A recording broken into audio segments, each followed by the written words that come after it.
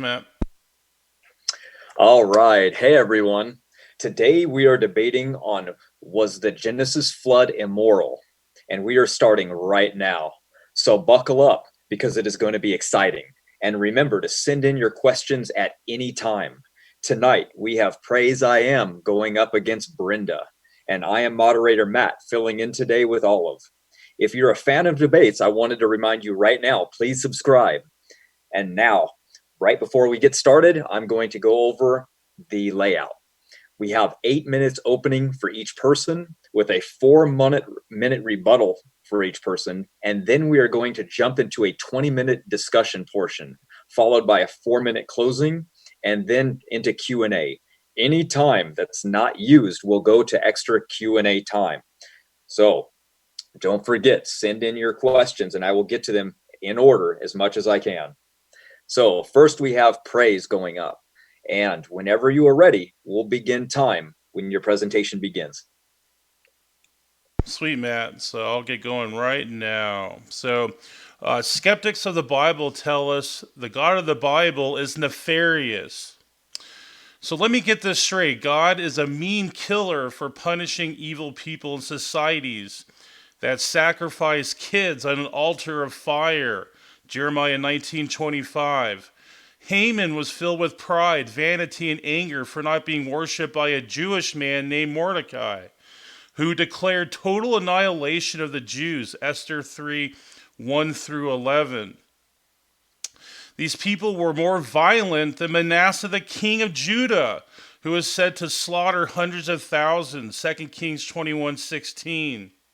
Jezebel worshipped false gods and encouraged others to do evil. She even had eunuchs thrown out of the palace window to death. 2 Kings 9:30 through 33. There were wicked people who hate God's miracles. Numbers 25. Prideful, arrogant, greedy, lust-driven men. Genesis 19. Cannibals.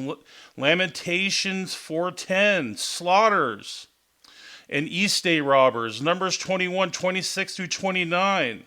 There were angry, hate-filled people who decapitated the king's son. 2 Kings 10:8 and through 27. Amalek killed his own brothers, murdered his own people, and tried to burn a tower in the city. Judges 9. Athaliah allowed her sons to pillage the temple in Jerusalem and offered sacred objects to the pagan king Baal, then killing all the male descendants of the royal household of David. 2 Kings 11:1 through 16. How convenient for non-believers to blame God for not stopping killers, thieves, rapists, evil, corrupt societies, and murderers. Yet when God did punish them, it was cruel and evil. Now, that is the hypocrisy to the highest degree. Skeptics think that because man is not good, then God is not good. Hence, a categorical error, an example of projecting their degeneracy on God. In Carol M. Kaminsky's commentary, Was Noah's Flood Good? Finding Favor.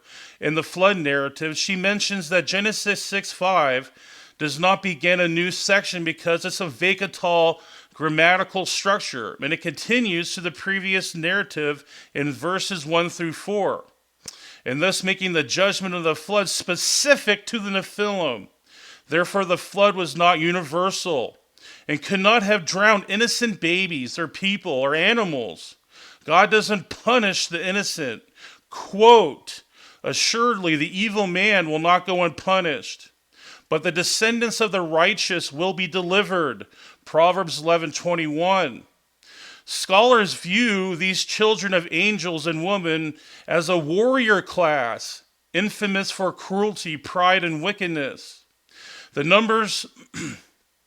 names of these giants were synonymous with violence, and ancient people feared them. Citation. The backstory of Noah is full of giants, horny angels, and a grieving God. Tim Townsend. Quote, evil has a demonic dimension which fully warrants God's stern reaction. Aptly, the story becomes part of the preface of the flood. Citation Davidson Robert, Genesis 1 through 11, London Cambridge University Press. Consequently, the flood was a just judgment upon a superhuman race that was trying to decimate humanity. Citation Casuto Umberto.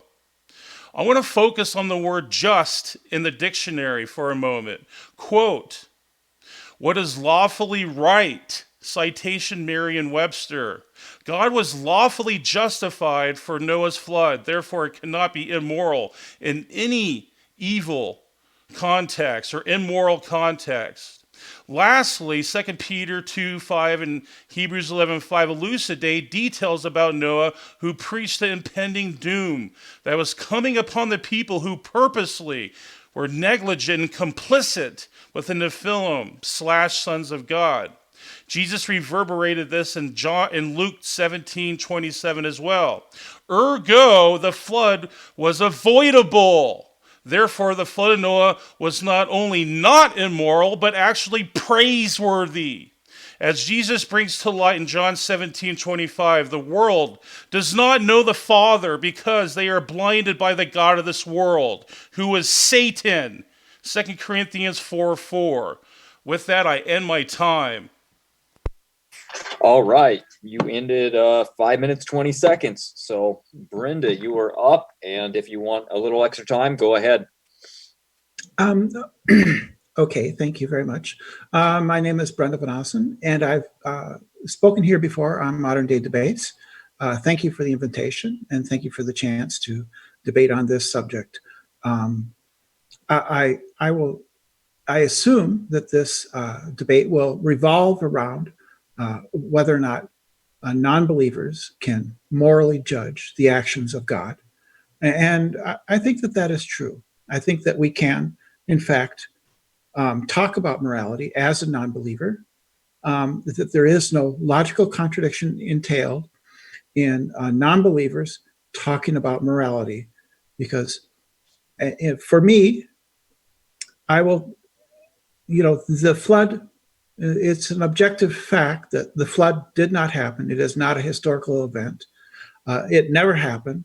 However, it is pretty clear from the Bible that it was a universal event. It was the flood of the entire earth, and it did not single out and drown only particular people.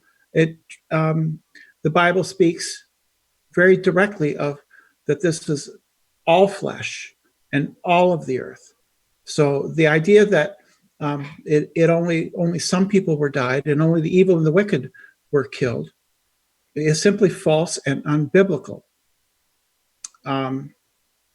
As for me, the reason that I feel that I can judge and pass moral judgment on the actions of God is because I think that right and wrong is a matter of whether or not your behavior hurts people or fails to help them.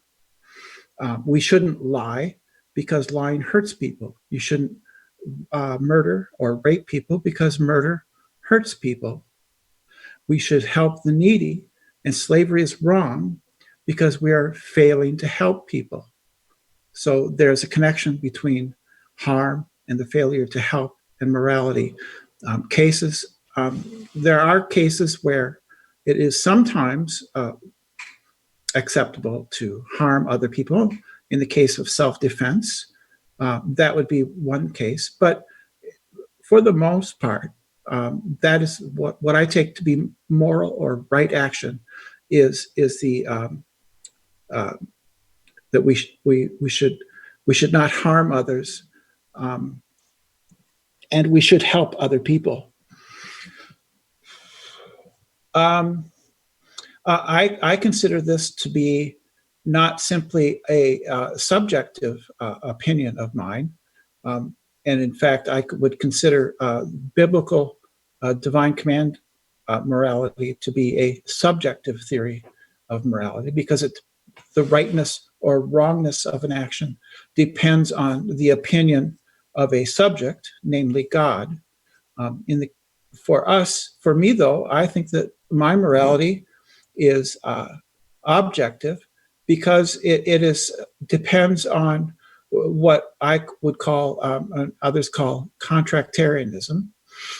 There is a contract, a social contract, where morals simply are the things that we give to each other on the assumption that we are all going to obey the same rules and that we all have a rational a reason for acting other than our own narrow self-interest. So there is a categorical reason not to harm others. It's not up to me whether or not that exists, because it is simply a fact of reason that there exists alternate courses for action that do not harm others, and that therefore it entails that it is necessarily the case that there are morals which are objective and moral and independent of any subject, including God. The moral rules are necessary, and that truth is explained in terms of that social contract, which I described before. That is, it also explained by the fact there are truths about reasoning. These are moral truths. Moreover, just because there are moral laws, it doesn't follow that there has to be a lawgiver. I don't accept that because there are requirements for right action, that there not must necessarily come from some lawgiver. I don't think that these rules have any such a requirement because they come from rationality itself. So to reiterate, the flood was not a historical event, but if I accept it as stipulated, as for the purposes of this argument, that it is considered to be a fact. The flood was, in fact, the flood of the entire earth, of all flesh, guilty and innocent, children and adults, babies and the elderly, the innocent and the guilty, and that was an immoral act by God, who had no right to terminate the lives of other people. Simply because you are God doesn't give you the right to kill people. It simply does not follow from the fact that you are a God that you have the right to take another's life. I don't know what else to say. I think I'm done. All right. You both finished it around the same time, so it was perfect. So now we'll jump into rebuttal, so you guys can each address each other's opening. So Praise, we're going to give you 4 minutes now to address Brenda's opening, and then we'll do the same for Brenda before we jump into the discussion portion. Awesome. So whenever you're ready. Okay, so like in my opening, I did address the scope of the flood, and I did it through the Fekatal. It's a grammatical construct in Hebrew, and it shows. And I cited my Hebrew, the Hebrew source scholar. So it's only the scope of the flood was only directed at the Nephilim, and I proved that in my opening. So this is not a universal flood or universal scope, and it's easily shown in the Pentateuch that many of the things that are mentioned in the Pentateuch are hyperbole. For instance, in Genesis 4, it says that God drove Cain off the face of the earth. If you're going to take that literally, then Cain would be floating in space somewhere. So we know that the hyperbole is it's a settled hermeneutic in the Pentateuch, so you can't avoid that. It's there. And I can also go to the manuscripts, and the Hebrew manuscripts anyway. And it says God killed all the flesh under heaven, but it's actually under part of the heaven. And I could give you that reference too. So I definitely I mean, I think it's almost irrefutable that this flood was had a specific scope.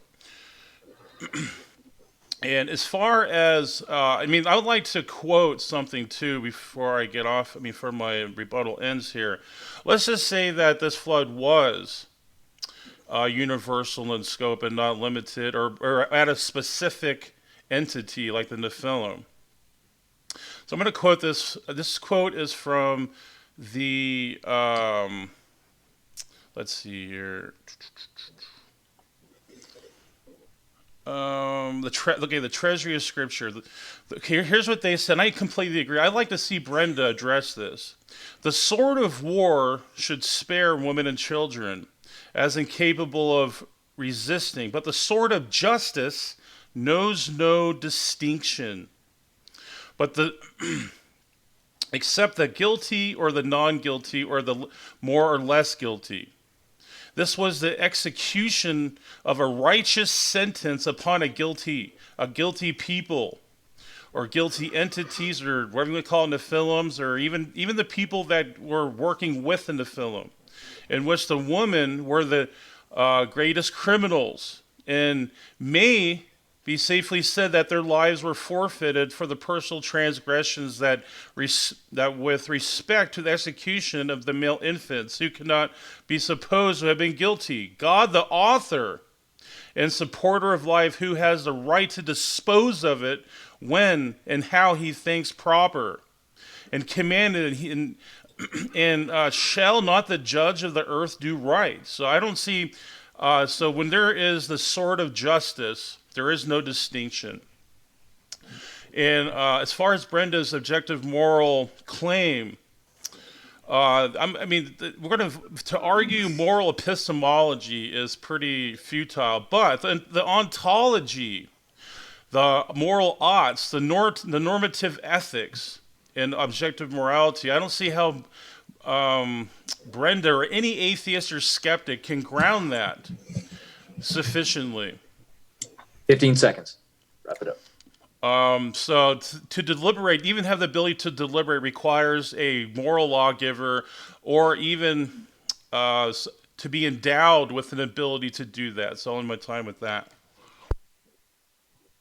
All right, thanks. Sorry, I should have given you a little more heads up than 15 seconds. It's all good. All right, Brenda, whenever you're ready, 4 minutes. Well, apparently this is going to center over whether or not the flood was universal. And I'm not sure which one it is that Praise says, because on the one hand, he says it was targeted to the Nephilim. And on the other, he says that everybody was guilty. And so that seems to be a little bit of equivocation there.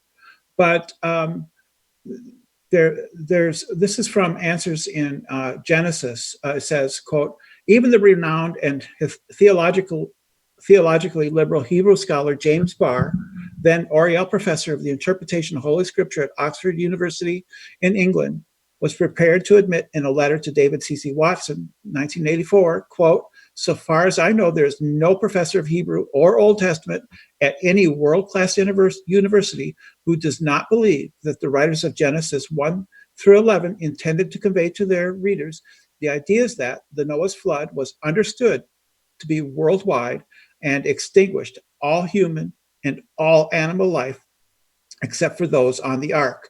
Or to put it negatively, the apologetic arguments which suppose the flood to be merely local, a local Mesopotamian flood, are not to be taken seriously by any such professors, as far as I know.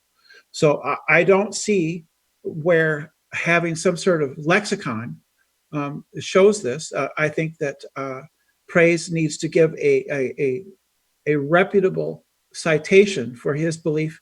And if he's going to say that these are simply the flood was simply metaphorical, I could say, yeah, I agree.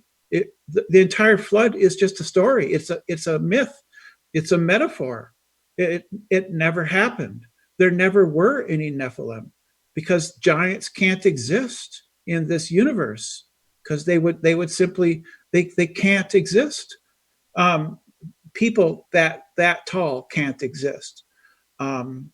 As far as my objective morality, that is based in the precepts of reasoning, which are in fact objective. And yes, I can judge even God for his harm that he caused to both the innocent and the guilty alike. God murdered little children. Jesus Christ took his hand to little children, little babies, and pushed them under the water and watched them drown and said it was good. That's what Jesus Christ did. He murdered millions of people in the Americas, in Asia, in China, in Japan, in India. All those people had to have been alive at that time. They were all killed by Jesus Christ. And I think, and I have good reason to say that that was wrong and immoral. 1 minute. I'm finished. I can't think of anything else to add. Okay, then. All right, we will jump into the discussion portion for 20 minutes. And yeah, just take it away. You guys can jump right in, and I'll mute myself until it gets out of hand. So Praise, what is your I don't recall your citation. What is your because you are significantly out of step with every fundamentalist biblical theologian on this area. They all say, all those who believe in the flood would say that it was universal, covered all the land. The text is pretty clear. I mean, it says, and the waters prevailed exceedingly on the earth, and the high hills under the whole heaven were covered, and the mountains were covered. All flesh died that moved upon the earth, every creeping thing and every man. Right. All in whose nostrils was the breath of the spirit of life, and all that was on the dry land. So he destroyed all living things which were on the face of the ground. On what basis can you say that this is just metaphor? Okay, my first citation was from Carol Kaminsky, and she showed that the Rebuttal grammatical structure forces it. There's no way around it. It's forced to be directed. It's going back to the first 3 verses or 4 verses, which are the Nephilim and sons of God. So we're not talking about innocent people in India, China, or England, wherever you want to talk, whatever you want to say. But here's another one. And if you said under the whole heavens, but that's not actually in the manuscripts. Takoth, look it up in the Hebrew. It's in the Hebrew manuscripts. And it means under part. It has never had a universal scope. And I realize that it's popular. It's an ad populum fallacy. Just because a certain sect or something that is popular doesn't make it true. I could care less what's popular or what's being taught today in some church system. What matters is what's in the manuscripts and what's grammatically correct. So, well, do you speak Hebrew, ancient Hebrew? Somewhat, but not fluent. No. So you're basing this on what somebody else says, because the Bible Gateway of Genesis 18 through 20, Genesis 7, 18, 24, is the part I was quoting from, and the English translation is I don't speak Hebrew, so and I don't speak Greek, and that's so the it says problem, they rose greatly on the earth and all the mountains. Well, so you have a single. I don't know who this person is. Who is she? She is a Hebrew scholar. She is a very, she has she's well known, like renowned. She's a renowned scholar. She knows her Hebrew, and I mean, it's you can look this up. The parsing of the verbs there in Genesis 6 through 4, they are vekatals. And if you have vekatals there, it all connects back to the beginning passages. I don't know what a vekatal is. That is like a grammatical construct in the Hebrew. And it's part of syntax and how you would it helps you exegete the passage correctly and how it's supposed to be interpreted. So when the Bible says in Genesis 7, verse 19, they rose greatly and all the high mountains under the heaven was covered. That is, we're not to understand that as meaning all the mountains were covered. Right. See, if you look in the Hebrew manuscripts, I can show you good to my sword. Even Bible Hub, I think they have an interlinear there. You should see the word takoth. It's there. And it's never universal scope. It means part, under part of the heavens. Okay, so how did a flood, which killed, uh, how does a flood kill only certain people and avoid other people? It was targeted in a specific area, and that's where the giants were. It was probably around Jerusalem somewhere. I mean, we can speculate on that, but it was definitely targeted specifically at the Nephilim, based on the Vegetal grammatical structure in verses 1 through 4, and this So is what Carol no, pointed out.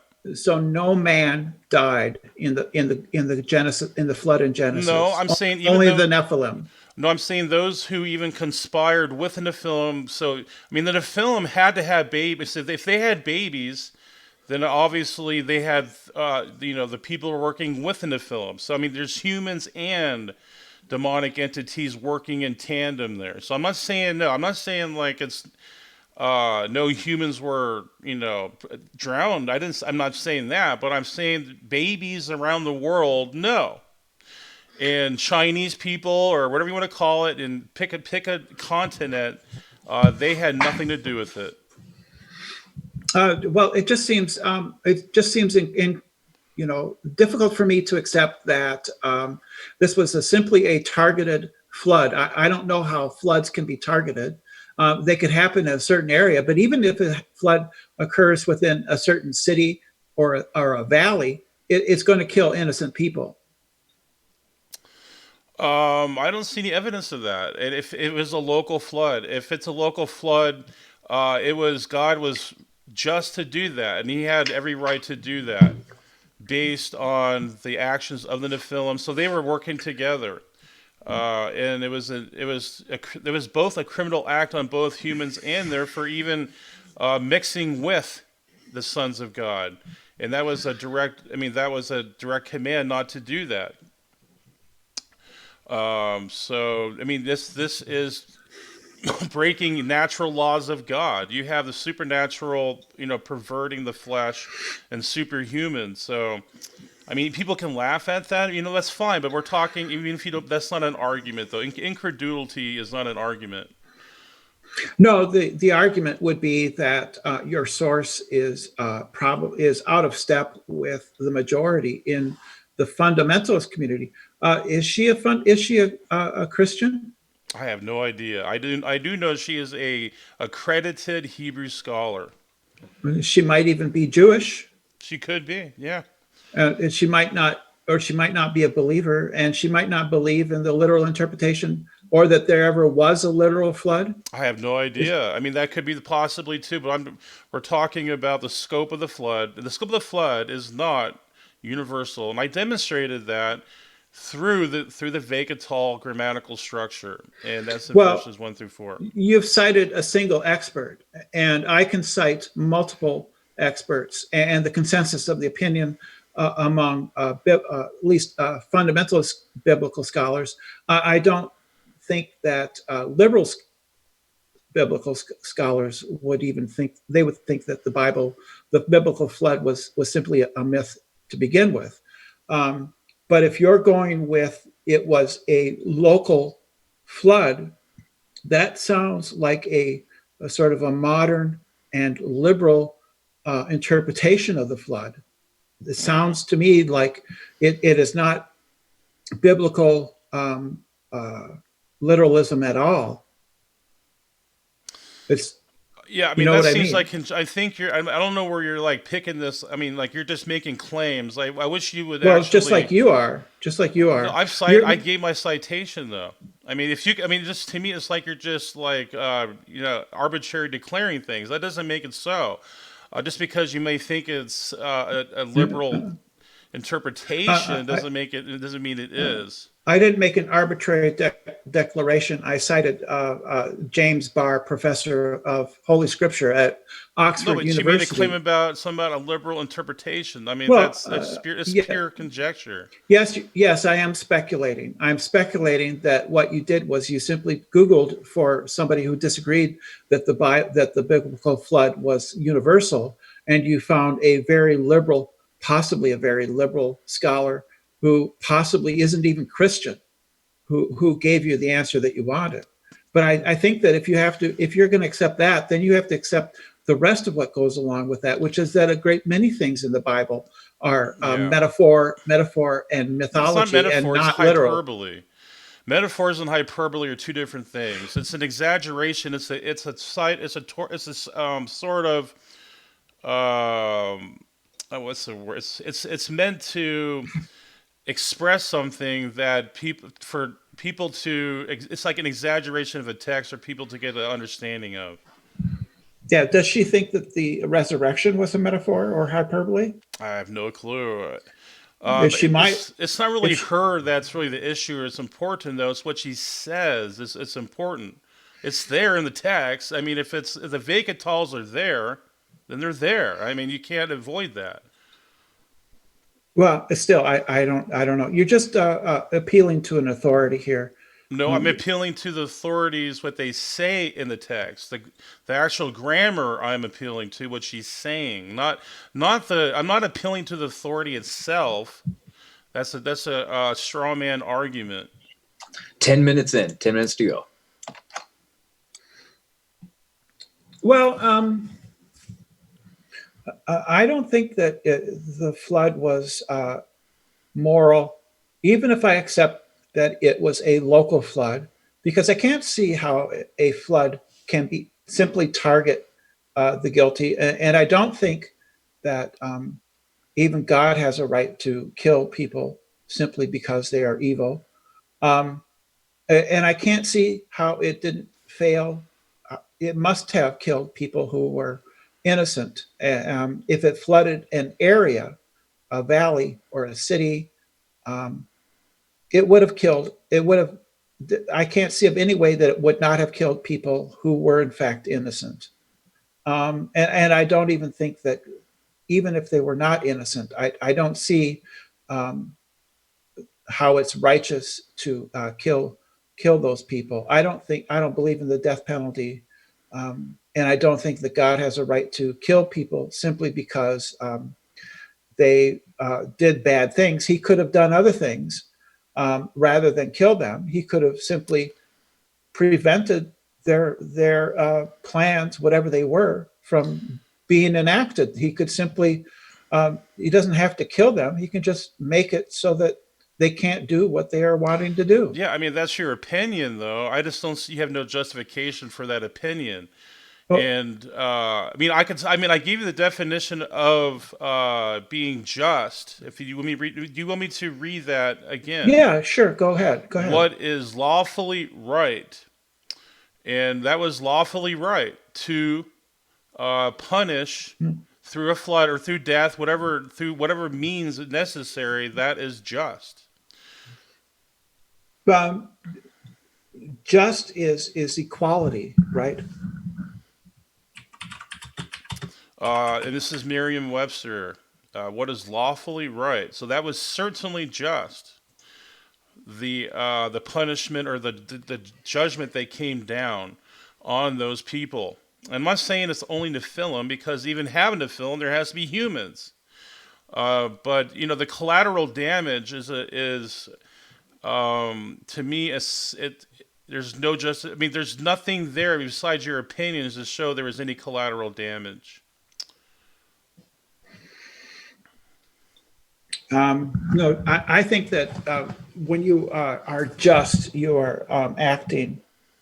There has to be equality before the law, and simply killing wholesale all the people and all the animals in a certain area, that is necessarily unjust. So none of the animals, Noah's Ark never happened. I see. I would I would argue that the animals that were in the ark were domestic animals, and so If there was some type of collateral damage, if there was with some type of animals, they weren't like zebras and elephants and giraffes and any type of that stuff. It would maybe be chickens. I mean, storms kill chickens. Are you gonna say that's immoral for a storm to kill a chicken? I Well, mean, or some. storms aren't people. No, we're So talking about the. I mean, we're talking about collateral damage though. So, I mean, storms have collateral damage all the time. That doesn't make yeah, them but evil though. storms aren't people. I know, but if you're gonna go merely based on collateral damage, that's not an argument. Yeah, it is, because presumably God as a person has the ability, because he is infinitely powerful, he could kill people without any collateral damage. Yeah, but that does. I mean, but see, that makes you're still special pleading there, though.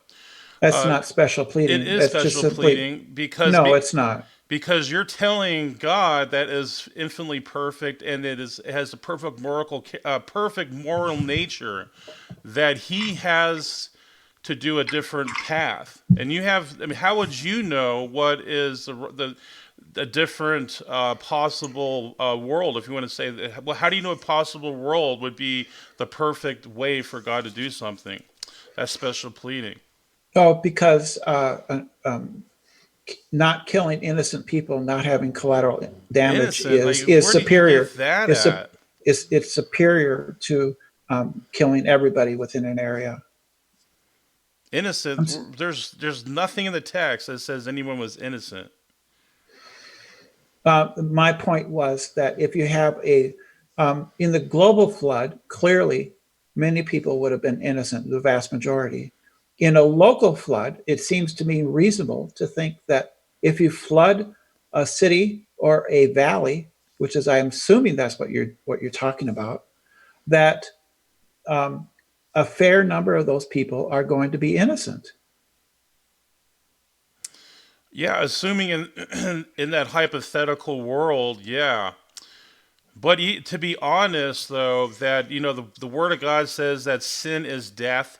That God has the right to, He can judge the whole world if He wanted to. He has that moral right to do that and punish every single person because they have sinned against the law. And so it's basically even a breath. Even the breath you take is a grace from God. So I can see if you want to go to that level with the justification of a punishment, that even taking a breath shouldn't even be allowed. God has that moral right to do that How does he get that moral right? because under His moral authority, that if you transgress the law, then He has the right to judge anyone because we're all guilty through our flaws through the you can say even the sin in the Garden of Eden. Or you're just saying that he has the right because he has the right. What gives him the right to take That's away our not what I lives? said. I said because we transgressed His law, sin is death. That is what we all deserve. So No, like what I said, that's but what I said. Even a breath, yeah, one breath, is a grace from God. yeah, but you're just not answering the question. Even if he has laws that he has proclaimed, what gives him the right to take my life if I don't obey those laws? Because you would transgress the law, and that's what the No, law requires. that's simply that I don't understand. You're saying he has the right because he has the right. Yeah, because He is the moral authority of the universe. Yeah. How did he He get is that sovereign. authority? That's why. How? Why? Why? Because He's What grants God. him? But why does that give him the right to take my life? Because you are subject to His moral authority. You're just saying I'm subject to his authority because I'm subject to his authority. No, but What that I grants mean that's him? just the reality of it, though. Well, I would accept that on your system, if it is true, God has the power to um, make proclamations and to punish those for failing to live up to them. What I deny is that he has the right to make those proclamations and the right to punish me for failing to obey them. I would deny that he has any such right. Not if he's sovereign. He is the sovereign power of the universe. Of course, he I has the right, just based on no, sovereignty alone. I mean, that's akin to saying, well, if the police arrest you, then what made the police? Then that's circular. You're going to say, well, that if the police have, why do they have the right to arrest you? they It have Two the minutes. right. I'm Sorry, sorry. 2 minutes till closing coming up. The police have the right to arrest me because of a social contract signed. It's literally called the Constitution. It's a contract of which I am a participant in. So I have agreed to a system, a state system, a government where we elect representatives and those representatives appoint people to enforce the laws, right? So, but there is no such system um, in under your concept of God. You're yeah, but I could say even through your conscience, God wrote the moral law in your heart. So that's your social contract right there that you have means you already agree upon. So I No, could say that as well. that's just an ad hoc explanation on your part, a just so story. Well, then how could you? Well, it's not an ad hoc, as in you can't even claim there's objective morality because you have to claim that you have the ability to deliberate what is good and bad. You need God to even be able to deliberate what is good and bad. No, as I pointed out in my introduction, my social contract rests upon on rationality, That's right? circular. It's just as No, circular as you're saying mine is. that's not circular. That's a straight line. So it's because you say something that makes it true. I mean, that's all you're No, saying. because it's a rash. The idea under contractarianism is the moral rules are the rules we give each other to govern our interactions that we would agree on the assumption we are rational That's agents. purely arbitrary. That's circular. You're just making a claim and making it sound like it's true. That's so what? That's that's neither You're arbitrary nor appealing to circular. people. That is arbitrary. You have nothing objective outside of humans. Rationality is objective. Prove it.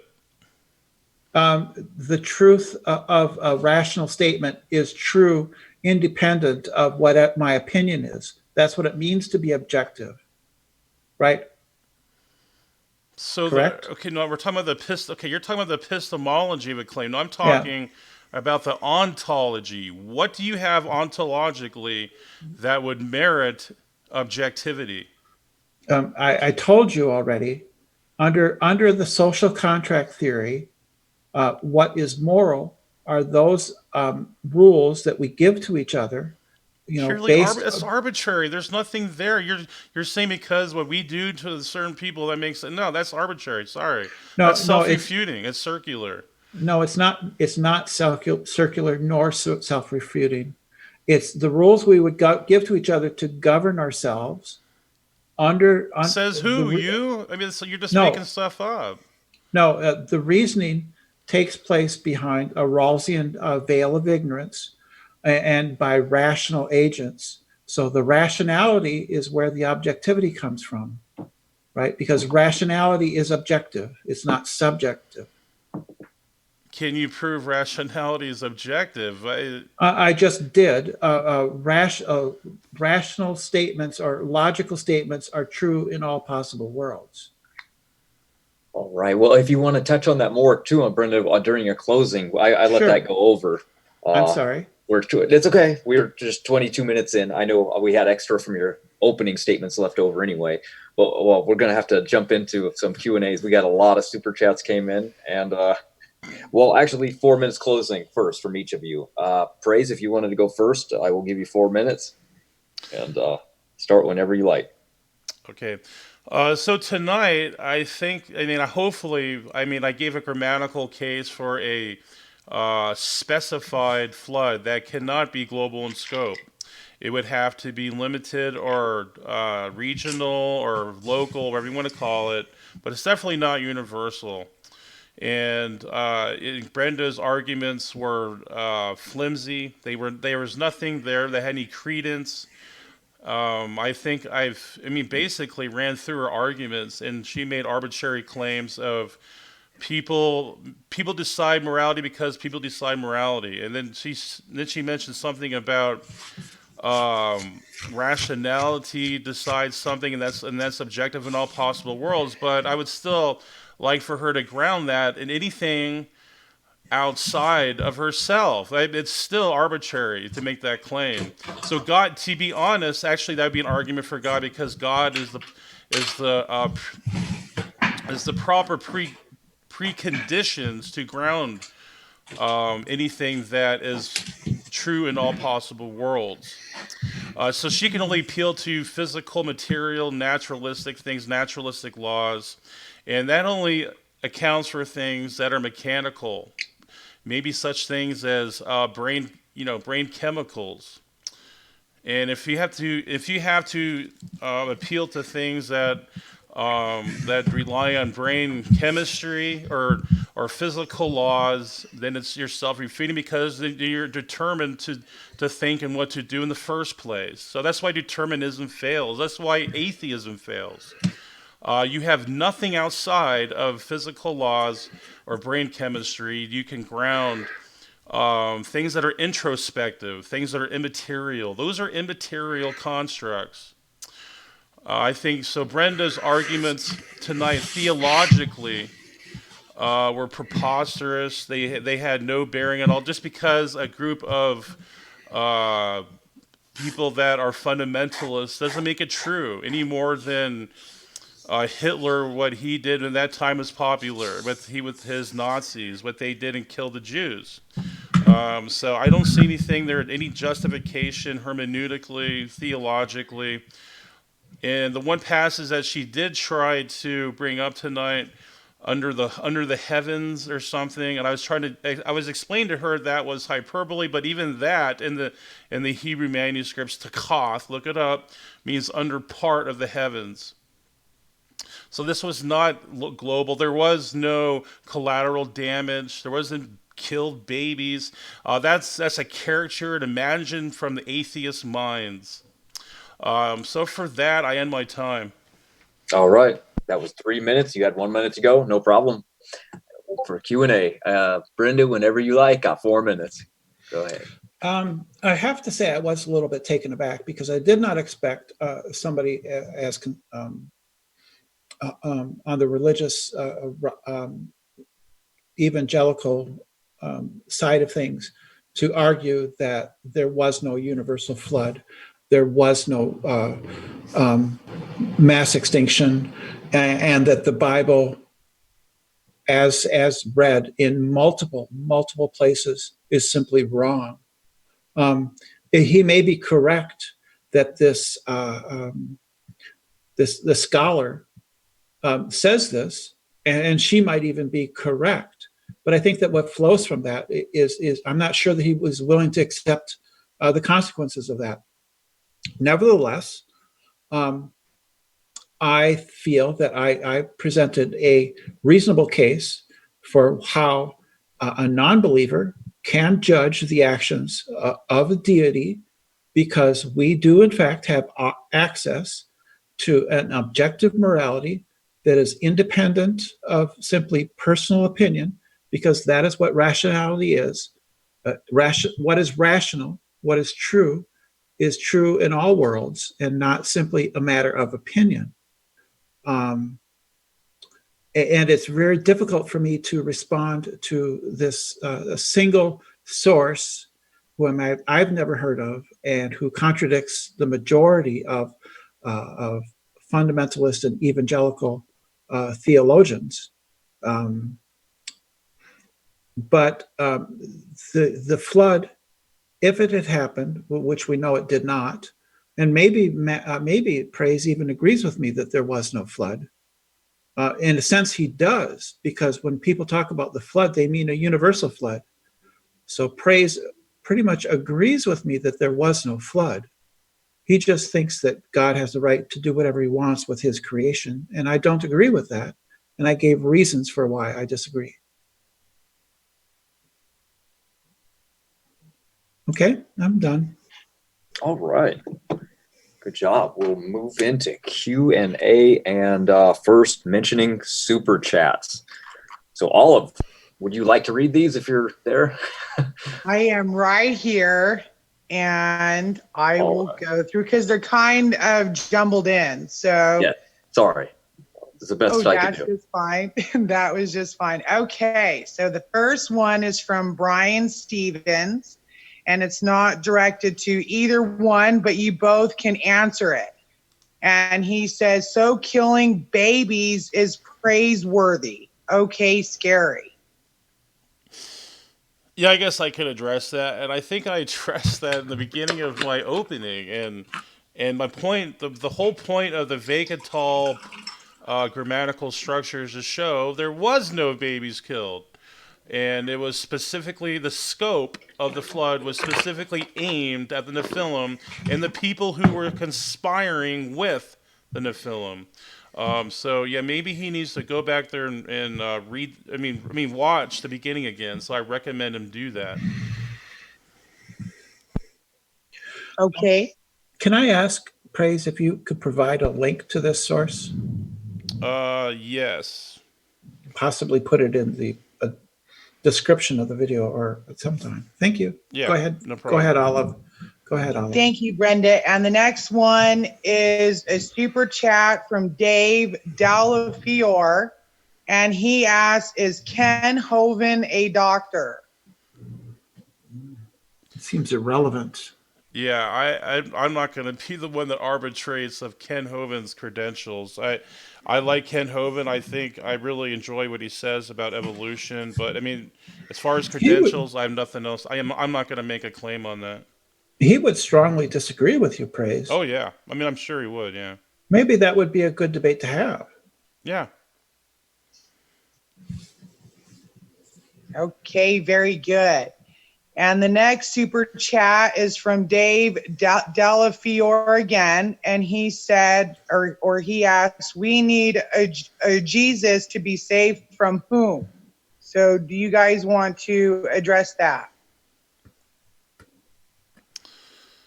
Yeah, I don't know if that's a rhetorical point. Like Jesus is the savior, not the one that needs to be saved. I'm not sure. Is that like a try? Is he trying to like But get me on something there? yeah, Or? I think so. I think so. He's trying to say that we need Jesus to be saved from Jesus's judgment.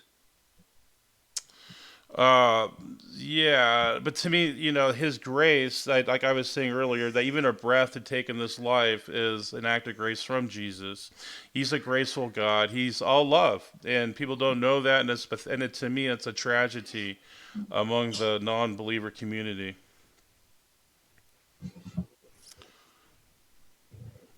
Okay, very good. So there's another one, a super chat from Dave again. And this is for Raw Matt. And he wants to know, how much do you owe for your tattoos? A super chat for me. Okay. They are very expensive. I recommend saving your money for other things. Tattoos are very, very expensive. Have a friend do it. Okay, good to know. And here is a super chat from Brian Stevens, and it is a statement. And he says, when people believe that it is okay to mass kill people like God did, it can lead to horrible actions, and killing the innocent babies is evil. Do you both want to address that? No, I pretty much agree. Killing innocent children is wrong. And I think I addressed that earlier. That's a caricature, straw man of what the scripture says. Nowhere is babies mentioned. Nowhere is it mentioned worldwide. In fact, the word earth in the Hebrew is eretz, and it usually means region, territory, piece of ground, piece of land, or something like that. And as far as these other accounts in the scripture of God bringing justice upon people, He waited 400 freaking years for people to stop doing their atrocities of sacrificing babies to Baal and other false gods. So, God is just, and thank God He's praiseworthy for that. Okay, here's another super chat from Dave Delafiore, and it's for Standing for Truth. And he asked, did your Patriot diploma show up in the mail? So, Well, he's not on the what panel. that means. Yeah, I don't know about that. With that one? I mean, what spawned that one? I don't know. Okay, so let me scroll down here. So here is a super chat from Brian Stevens, and he said, Ken Hovind's 3 PhDs are not real. Sorry. I guess that's his opinion. I'm not making a comment on that. Okay, so very good. So now I'll go to the regular questions here. And this one is for you, Praise, and it's from Dave Langer. And he asked, if it's not asked, wouldn't it be more moral for God to poof the babies out of existence instead of drowning them and causing them to suffer? The babies did die. You know, again, I don't see how babies would be relevant to this narrative. And I would like to see how he would justify that. If he can prove it was, if he, in my citation, if he can debunk that and show how this Hebrew scholar was wrong and show that it is worldwide, then maybe you would have an argument. But I don't see how babies are relevant in this narrative. And to me, even if it was worldwide, God is the giver of life, so He can take the life as His will anyway, and I don't see how that would be unjustified in any way. Okay, and here's another one from Hannibal of Carthage, and it's for you, Praise. And they asked, why did your God kill the damn animals, Praise? And were they eating people? So damn animals. I don't see anything. I mean, to me, that's a non sequitur. Is he talking about like the Nephilim eating people, or is he talking about animals eating people? I'm not sure what he means by that. Well, he's asking, why would God kill animals? Animals didn't do anything. Right. That's total supposition. I can't even speculate on that because it doesn't say what animals were part of the judgment of God. But even if it was, let's just say the animals that there were animals. It clearly says all things that take breath on the surface of the earth. And again, I mean, the word earth and the rest it could mean several different things: region, land. It could mean anything. It said everything on dry land that had the breath of life in its nostrils died. I don't know how you escape that and get to your localized flood. Everything on dry land that had the breath of life in its nostrils died. I'm simply I'm incredulous that you claim that is not true. So the Bible, I mean, and like I said, I already addressed this because of hyperbole. God uses hyperbole several times.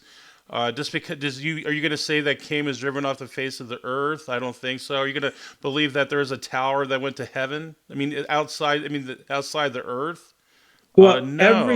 when it says every living thing on hyperbole. The face of the earth was wiped out, that doesn't sound like hyperbole to me. Why but not? I mean, to me, it does. To me, that's completely. I mean, that's arbitrary.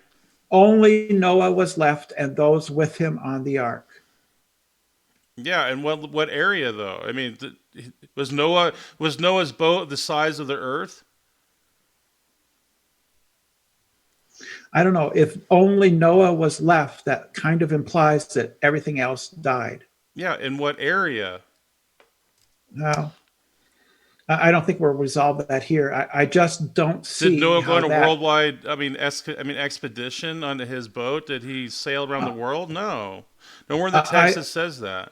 I don't see how that only applies to a certain area, but you claim that this one source says that it does. I'm not appealing to the source to prove my point. I'm appealing to what the source says, the grammar behind it. That's what I'm appealing to. Okay. Well, I don't know if we're sort of continuing the debate, but I just don't see how you can apply. You seem to be applying this one word and you're just taking it to any text that you don't like. No, I'm using actually a construct in Hebrew called vegetal. Okay, you guys, we're going to get on to the next super chat here. Okay. So the next super chat is from Subtracted, and it's for praise. And they want to know, how did Noah get 1 trillion species of bacteria and microbes on the ark? You'll have to ask Ken Hovind that because I'm not a worldwide flood believer. I mean, I think I made that pretty clear tonight. Okay, and the next super chat is from Brian Stevens, and it is a statement. And he said to listen to Dr. Josh, not praise on this. I mean, Dr. Josh, yeah, if he could actually, I would love for him to address that, and I'd like to respond to that if he ever does. So yeah, I mean, I'd like to see what he says. Okay, now the next one, the super chat is from Soul Survivor, and they said God is a lie. I think he's delusional, and I think he's trying to convince himself God is a lie, so like he can, the cognitive dissonance that God creates in his life will try to relieve that dissonance. So I think that's actually a mental condition. Maybe he's mentally ill. I mean, that's what I'm just saying. Okay, and the next super chat is from Joshua Jorgensen, and he said, do you guys believe the earth is flat? So you both can address that. The Earth is objectively, provably a globe.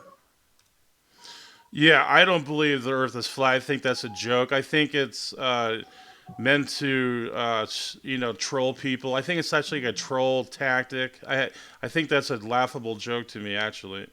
It's kind of funny that you brought that up because Brenda actually likes to debate on flat Earth. Yeah, I do. Not so much anymore. Praise, how do you spell vegetal? And that is, let's see here.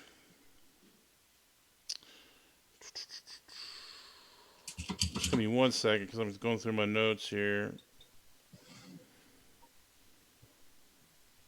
It's VAYIQITOL.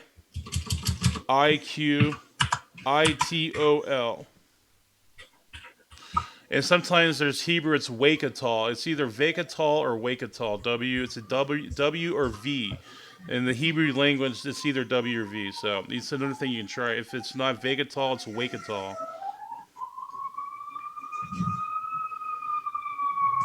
Okay, praise. And here is a question for you by Rez.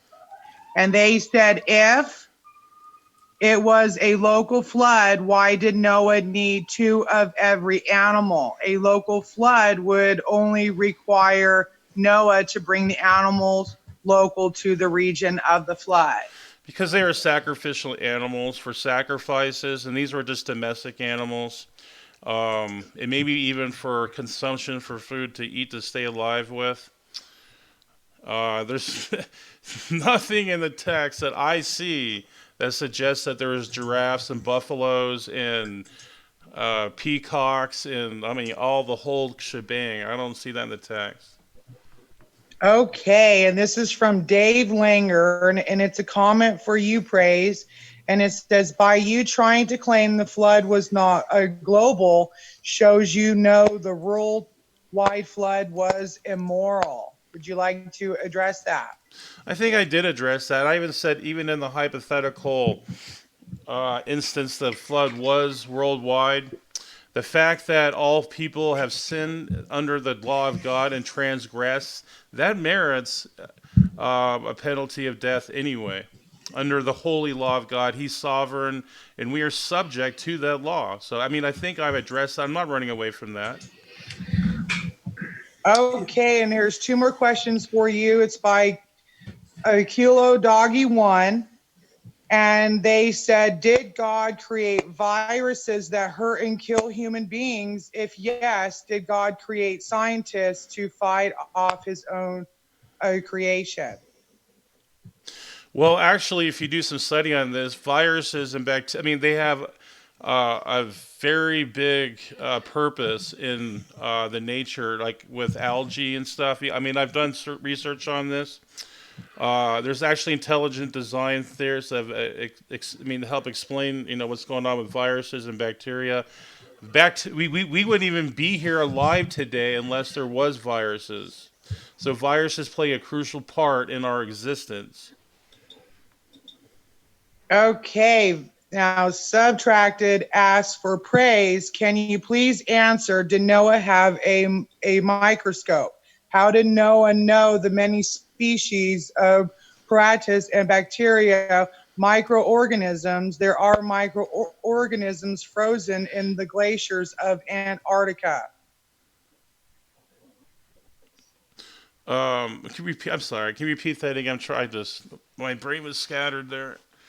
Can you please answer, did Noah have a microscope? How did Noah know the many species of paratus and bacteria, microorganisms? There are microorganisms frozen in the glaciers of Antarctica. Okay, yeah, I think he's saying there's like worldwide flood. Yeah, I'm not a worldwide flood proponent. I think I made that pretty clear tonight.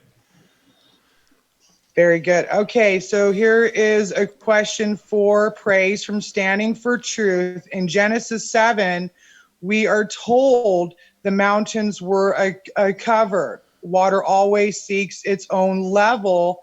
How could the mountains only be covered in one local area without also covering all the other mountains? Yeah, I think.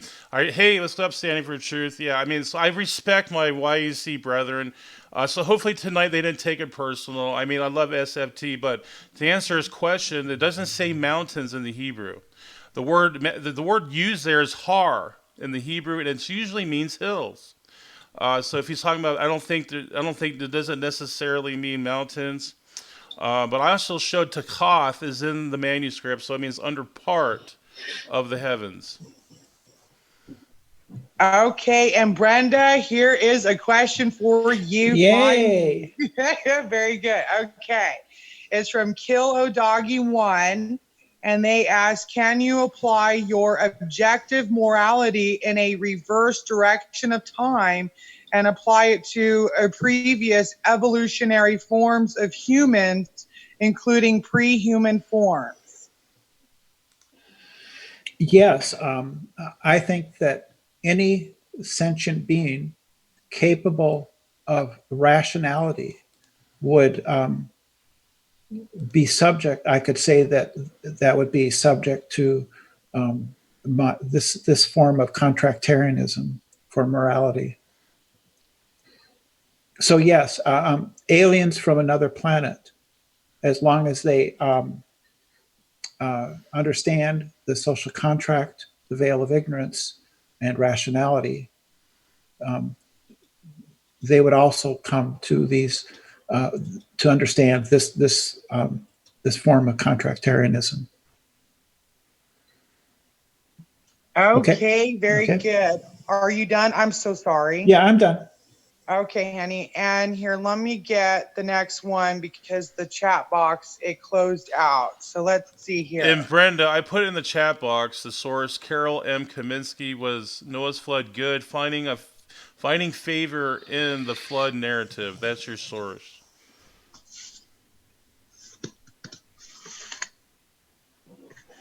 Okay, so here we go. So here is a question for you, Praise, from Subtracted.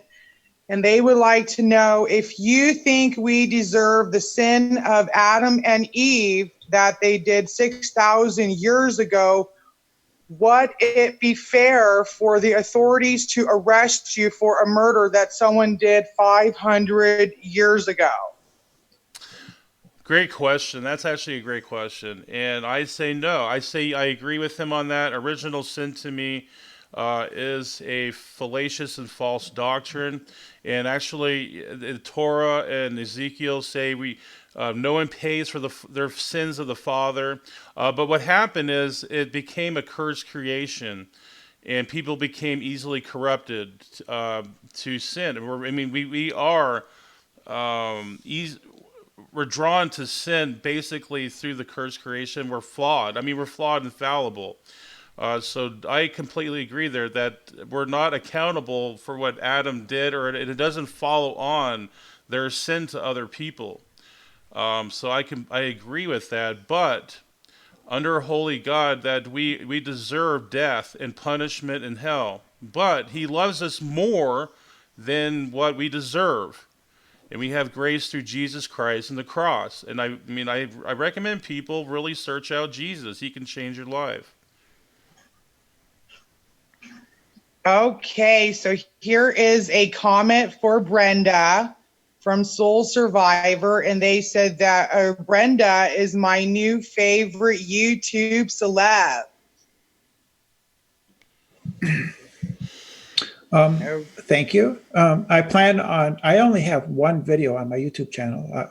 I have, not a very good computer system, but I'll hopefully be putting more up there later. Okay, and this is from Reese 2.0, and it's for praise, and they want to know, were there dinosaurs on the ark? I respect the younger creationists on that. I'm not trying to dog them. I'm not trying to come down on them, but I'm saying no. I'm saying there was not. It was just domestic animals, like for hunting maybe, and for sacrifices, and that's it. But I'm not trying to try to undermine any of their doctrines or anything, because I'm not. By the way, Craze, I really do think it would be a really good show for you and Kanthoven or some other YEC to talk about this, because I'd like to hear more about it. Yeah, I think that'd be a good debate, in fact. But I'll have to see. Maybe SFT can set that up or something. We'll see. Okay, and this is from Carol M. Kaminsky, and it's not directed to either one, so you both can answer this. And they asked, was Noah's good finding favor in the flood narrative? What? that was the name of my source. Somebody took the name. I'm sorry. Okay, I thought that was part of the question section. That was terrible. I am so sorry. Okay, I was wondering what that was there. Okay, so here is a question for praise from Trist. What about cancer? Huh? Yeah, I think she's trying to say God caused cancer or something, like it should be God's fault for that. And I was saying it's because of a cursed creation. This is what Adam and Eve brought into the world, death. And that's just part of the consequences biologically, genetically, that we're now subject to things that cause death, like cancer. And I think maybe God put scientists in the world and MDs to try to cure that. And I mean, that's just part of the creation we live in. Even it says in Romans that the creation groans for the return of Christ, because He's going to heal and put it back and preserve it, or renew it back to perfection again. So. Okay, and here is a question or a statement for Raw Matt from Kilo Doggy 1, and they said, tell praise I was not talking about viruses that do not harm us. I specifically said viruses that hurt and kill humans. I would argue that they are human inventions. Then AIDS, we can go down the line of how many viruses are caused by humans. So that's what I would say, that it's not God's fault, it's humans' fault. Okay, and I don't see no more. Matt, is there more? I don't see no more. I posted all the super chats for you. I think I threw up as many questions as I could, but I don't know. I'll have to scroll around. Unless anybody else wants to have some questions right now, come in real quick. I'll scroll up though. It's hard because Usually when I log on to James's account, I can see people posting comments directly to Modern Day Debate, but now I have to kind of just guess and scroll through, read every single comment. A little hard. Very good. But I'm not seeing anything. We made viruses? Question mark. Well, think about it like this. Think about bacteria, right? There's if an elephant dies in your living room, there's enough bacteria to consume that entire elephant in eventual time. Well, what happens when you make a plastic bottle or glass? You throw that into the environment. Well, bacteria that are trying to do their job, they can't do anything now, right? So they mutate to digest that new chemical element, and they can't do it. So they morph, and then we get new like flesh-eating bacteria, things like that. That's probably what he's referring to. Very good. Well said. Yeah, I don't see anything direct. Not for Brenda. Fan, but praise wines. No, just comments. All right. I guess we'll close it up then. Matter of fact, before I close it up, I just want to have each of you state. Okay, wait a second. Here's something from Randolph. Okay. And it said, how long did it take for the world to recover from the flood? Well, he doesn't believe in the worldwide flood, so. Right. Oh, sorry, Praise. Go ahead. Oh yeah, I mean that's a good point. I mean, you're right, Rob. Right now, I mean, I can be persuaded to a worldwide flood, but right now I'm more persuaded to the regional, local, or limited flood, limited area. How long did it take, for that area to, get back going there, that region? Maybe a year, less than a year. I mean, that's probably my best guess on that. Okay, and Brenda, a question came in for you, and it's from One Way, and they asked, is it a social contract that everything is a social contract? I'm not sure I understand that, but a social contract is simply the rules that we give to each other under which, we would govern our interactions between each other. That's what a contract is. That's what a constitution is, a social contract where humans come together and write down the rules that are going to govern how we behave with each other.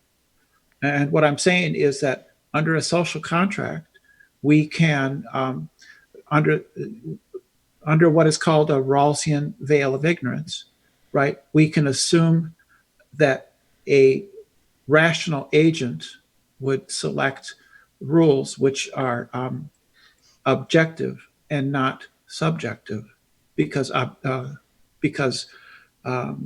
rationality itself is an objective thing. It's not subjective.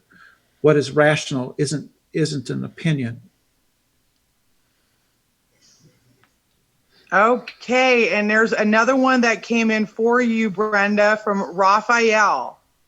And they said, I've seen sharing behavior, etc., in apes and monkeys. Does that qualify as morality? I think that's an evolutionary morality. I don't think that evolutionary morality qualifies as objective, because that would be the naturalistic fallacy.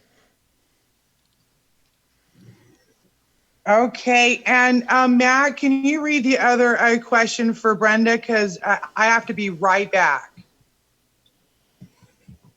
Sure. Was it the one that just came in? Yeah. Okay, Soda, question for Brenda. What measuring rod, like the bricklayer's spirit level, are you using to determine what is exactly good, or good is?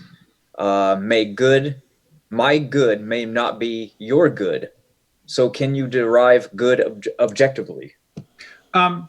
Based on what is proposed by, it's called the Rawlsian veil of ignorance.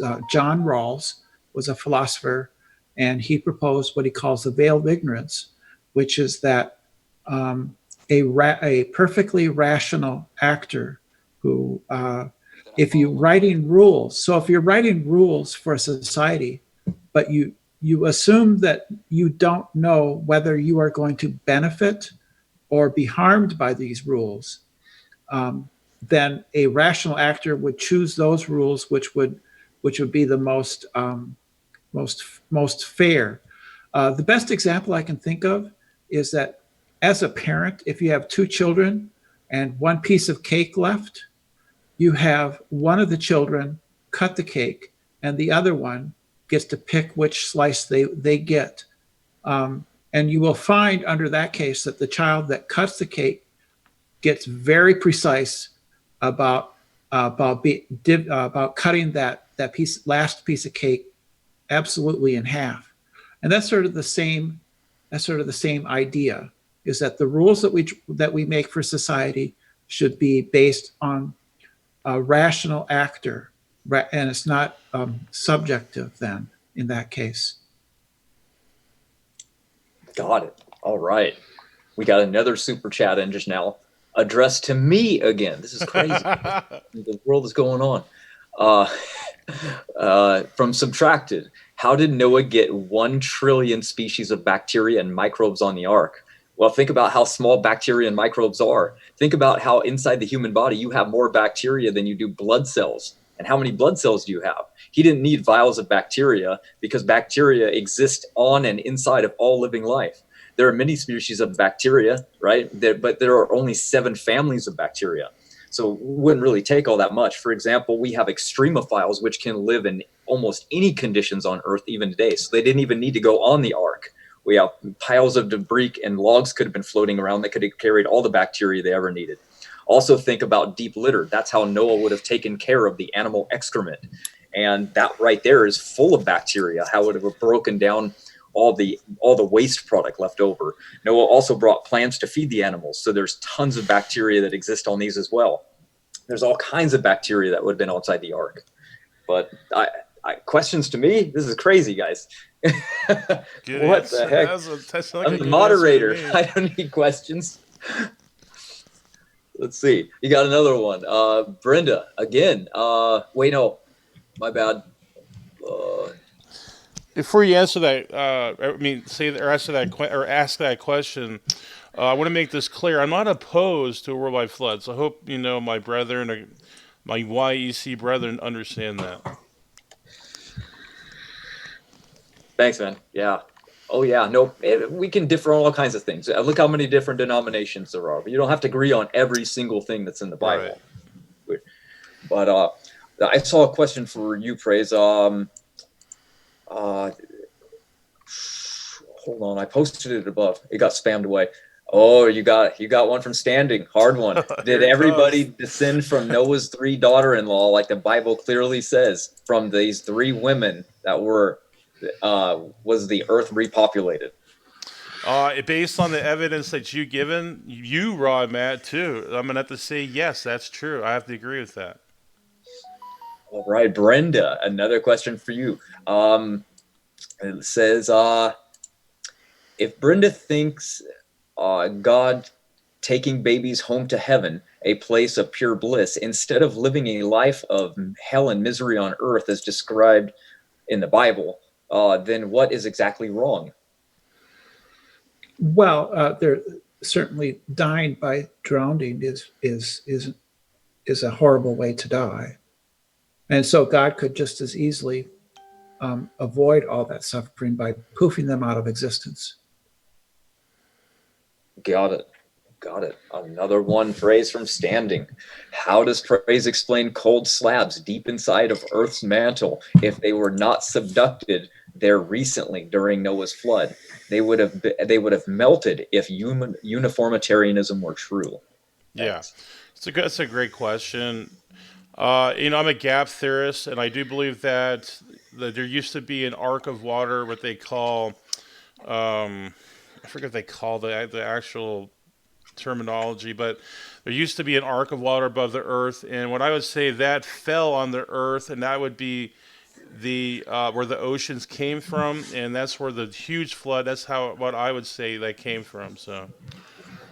All right, you got another one real quick from Randolph. What happened to the unicorns? But hold on, there's another part. And also, what happened to the dinosaurs? I've heard that they also took passage on the ark. So unicorns first. Yeah, and what I think that all apologetics has addressed this. The word unicorn in the Hebrew means some type of rhinoceros, I believe, or some other horned animal. And as far as the other question, I'm a gap theorist. I'm not really a young Earth creator. I mean, I'm not exactly what the 6 day creationist. I'm a young Earth gap theorist, but I would say that the dinosaurs were killed by the flood that God said in Jeremiah 4:23 through 24. So you can read that. So there was more than one flood? Yeah. All right. Well, I've been scrolling up and down. I don't see really any more. So I guess we can wrap it up. We're late anyway. We've been going on and on. We're 35 minutes into Q&A. Okay. I think it was supposed to be 20. So well, thank you very much. This was actually interesting. Yeah, I appreciate yeah. coming on here, Brenda. I enjoyed this. Maybe we can do like a round 2 or something, or maybe obviously maybe even Ken Hovind I'll have to maybe debate with or something. I would really like to see that actually. Yeah, we'll see how that works. Great. So Praise, if you're going to go live on your channel or after this, let everybody know. And Brenda, you can do the same because I'm sure there's more Q&A that probably want to come through. And then I'll close out. So if you guys want to plug your channel or what you're doing later, let everyone know. Yeah, I just have my channel. I try to go on every night. We have a live stream. We cover biblical issues, scientific issues, opposition to Christianity, the arguments. I think people want to check that out and get involved. It's pretty fun. So I recommend, check us out at night. It's usually around 10, 11 Central Time. So there you go. I have a YouTube channel under this name. I have just one video from many years ago. My intention is to someday get around to posting more videos of talks that I've had. I'm just an ordinary person, and I don't have a lot of content. Don't consider myself a YouTube content creator, but I have talked with people, of flat earthers and other people. And my intention is to get around someday to putting those onto my channel. Maybe I'll actually get to that sometime. Awesome. Yeah, that'd be great. That'd be good. So I'm pretty sure we'll see you guys both on this channel a lot more. And I thank everybody for your questions and especially your super chat. I'm sure James really appreciates that. And if you guys listening enjoy the debaters, make sure to, after the show, to check under show more, and then we'll link directly to their channels and pages. And sorry. Yeah, by the way, I am interested. I enjoy these conversations. I consider them conversations. Yeah. And I'm open to having more with other people too. Great, yeah. Because if you want to come in, Brenda, go ahead. I mean, anytime on my channel, so just hop on in. Well, we've had words between us. Yeah. I'll try to keep it more civil in the future, but yeah, I'll try. I don't know if I can. The audience does like drama, so it's okay if it goes crazy. Yeah. And if anybody listening wants to debate yourself, kind of like Colin Smith in the chat said he wants to debate, I think against you, Brenda. So make sure to leave your comments in live in the chat section below, not the live chat section, of course. And my email is on my YouTube channel. People can contact me that way, and I have fairly flexible schedule. I have, so I'm open to that. Okay, awesome. We'll just have to figure out what the topic will be, and then we can just go from there. I'm sure James will be sending us emails to fill in everybody. And I wanted to thank you, Olive. That was great for stepping in and helping me mod tonight. And thanks everyone for watching. And until next time, have a great night, everybody. Later.